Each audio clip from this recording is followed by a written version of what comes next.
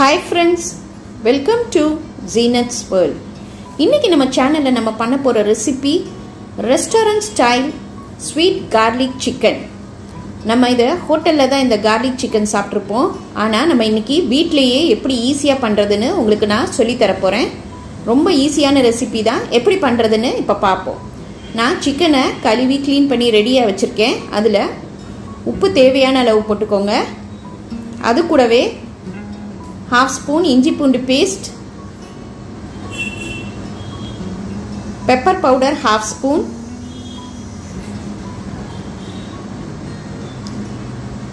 ஒரு முட்டையை உடைச்சி இதில் ஊற்றிடலாம்,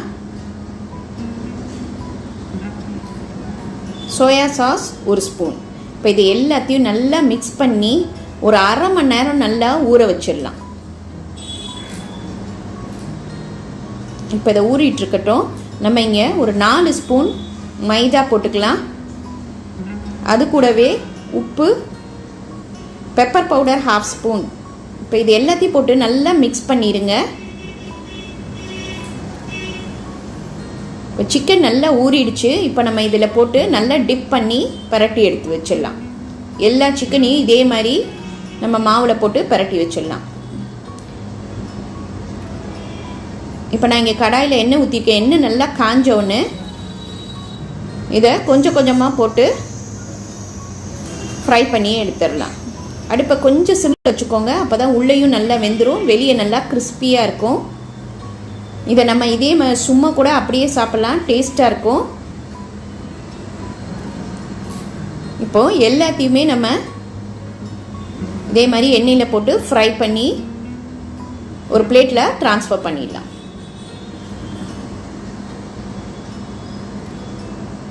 இப்போ இது எல்லாமே பொரிச்சு எடுத்தாச்சு. இப்போ இங்கே நான் பேனில் 1 ஸ்பூன் நெய் விட்டுக்கிறேன். ஒரு 2 ஸ்பூன் எண்ணெய் ஊற்றிக்கோங்க. கடலை நெய்யோ எந்த எண்ணெய் உங்களுக்கு இருக்கோ அதை ஊற்றிக்கோங்க. இதுக்கு மெயினான இன்க்ரீடியன்ட்ஸ் வந்து பூண்டு ஒரு 20 கிராம் பூண்டை நல்லா உரிச்சிட்டு இந்த மாதிரி சின்னதாக சாப் பண்ணி வச்சுக்கோங்க. இதுதான் இந்த ஸ்வீட் garlic சிக்கனுக்கு டேஸ்ட் கொடுக்க போகிறது. இப்போ எண்ணெய் நல்லா காஞ்சிருச்சு. இப்போ நம்ம சாப் பண்ணி வச்சுருக்கிற அந்த கார்லிக்கை பூண்டை இதில் போட்டுடலாம். பூண்டு வந்து நல்லா ஃப்ரை ஆகணும், கொஞ்சம் ப்ரௌனிஷாக வரணும். இந்த மாதிரி ப்ரௌனாக வரணும். அப்போ தான் அது சிக்கனோட சேர்ந்து நல்லா டேஸ்ட் கொடுக்கும். இப்போ நல்லா ப்ரௌன் ஆயிடுச்சு. இப்போ அதில் நம்ம 4 ஸ்பூன் டொமேட்டோ சாஸ் போட்டுக்கலாம்.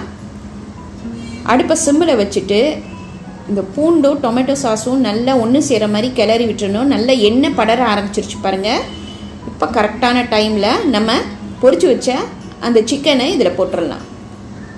இப்போ இது எல்லாம் ஒன்று சேர நல்லா கிளறி விட்டுருங்க. பெப்பர் பவுடர் 1 ஸ்பூன் போட்டுக்கோங்க. இப்போ இது எல்லாத்தையும் சேர்த்து நம்ம நல்லா கிளறி விட்டுறணும். அந்த பூண்டு எல்லாம் போய் சிக்கனு, டொமேட்டோ சாஸ், பெப்பர் எல்லாம் ஒன்று சேர ஒட்டிக்கும். பூண்டு தனியாக கூட தெரியாது, அந்த சிக்கனோட தான் இருக்கும். அது ஒரு டிஃப்ரெண்ட்டான ஸ்வீட்டான டேஸ்ட்டில் கொடுக்கும். இப்போ 2 நிமிஷம் வேக விட்டு எடுத்துடலாம். நீங்கள் பண்ணி பார்த்துட்டு சொல்லுங்கள். அசல் ஹோட்டல் ஸ்டைல்லே இருக்கும். சப்பாத்திக்கெல்லாம் இது ரொம்ப டேஸ்ட்டாக இருக்கும். கண்டிப்பாக உங்கள் வீட்டில் எல்லாருக்கும் இது பிடிக்கும். இது ரொம்ப ஈஸியான ரெசிபி. இன்றைக்கி இதை ட்ரை பண்ணி பாருங்கள். லைக் பண்ணுங்கள், ஷேர் பண்ணுங்கள், ப்ளீஸ் சப்ஸ்கிரைப் பண்ணுங்கள். உங்கள் கமெண்ட் எனக்கு அனுப்புங்க. தேங்க்யூ.